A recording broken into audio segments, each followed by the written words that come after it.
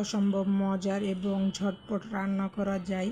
এই রেসিপিটাই হলো মিষ্টি কুমড়ো দিয়ে পুঁই ডাঁটা চচ্চড়ি। ভীষণ মজা, গরম গরম ভাত বা রুটির সাথে ভীষণ ভালো লাগে খেতে। চলুন তাহলে দেখে নিই। প্যানে আমি প্রথমে তেল দিলাম। তেলটা যখন গরম হয়ে আসবে তখন আমি একটি তেজপাতা মাঝখান থেকে চিড়ে দিয়ে দিলাম। তারপর 1 চামচ মতো আমি 5 ফোড়ন দিয়ে দিলাম। তারপর 1/3 কাপ আমি পেঁয়াজ দিয়ে দিলাম। দিয়ে ভালোভাবে পেঁয়াজগুলোকে একটু নরম করে ভেজে নেব। হালকা যখন নরম হয়ে আসবে পেঁয়াজগুলো, তখন আমি মশলা দিয়ে দেব। 1 চামচ রসুন এবং জিরা বাটা দিয়ে দিলাম। তারপর আমি শুকনো উপকরণগুলো দিয়ে দেব। 1 চামচ হলুদ, 1 চামচ মরিচ, 1/2 চামচ ধনিয়া, স্বাদ মতো লবণ দিয়ে ভালোভাবে মশলাগুলোকে আমি কষিয়ে নেব।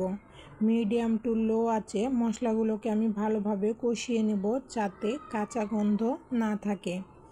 কাঁচা গন্ধ চলে যাওয়া পর্যন্ত আমি মশলাগুলোকে ভালোভাবে নেড়ে চেড়ে কষিয়ে নেব। কষানোর জন্য আমি কিছুটা পরিমাণ পানি অ্যাড করলাম। পানিটা আমি এখন শুকিয়ে নেব এবং মশলাগুলো ভালোভাবে কষিয়ে নেব।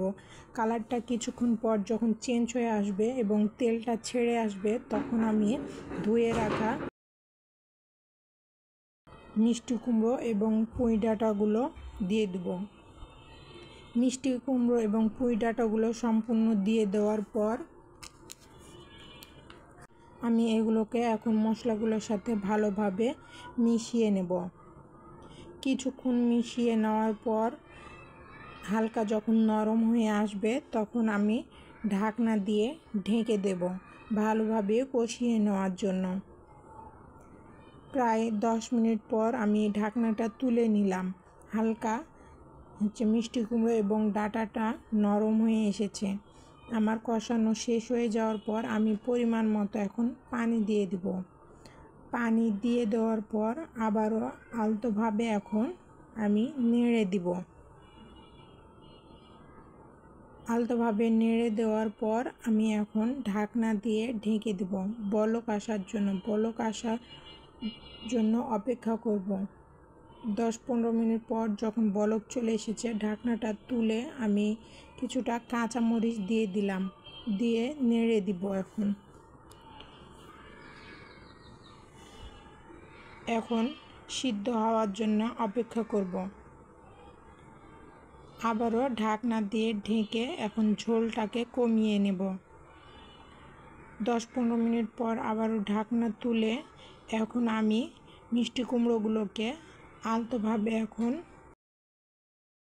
এখন ভেঙে দিব আর ঝোলটাকে কিছুটা কমিয়ে নেব।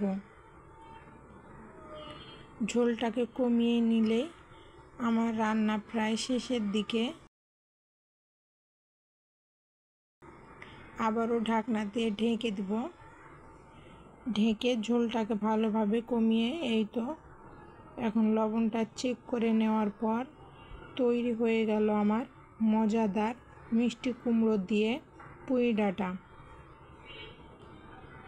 মাশাআল্লাহ, অনেক সুন্দর হয়েছে। এখন পরিবেশন করে নেব। পরিবেশন করে নিলাম। ভীষণ মজা হয় খেতে। আপনারা বাসায় একবার ট্রাই করে দেখবেন। কেমন হয়েছে অবশ্যই কমেন্টে জানাবেন। আজকের ভিডিওটা এ পর্যন্তই। সবাই ভালো থাকবেন, সুস্থ থাকবেন। আল্লাহ হাফেজ।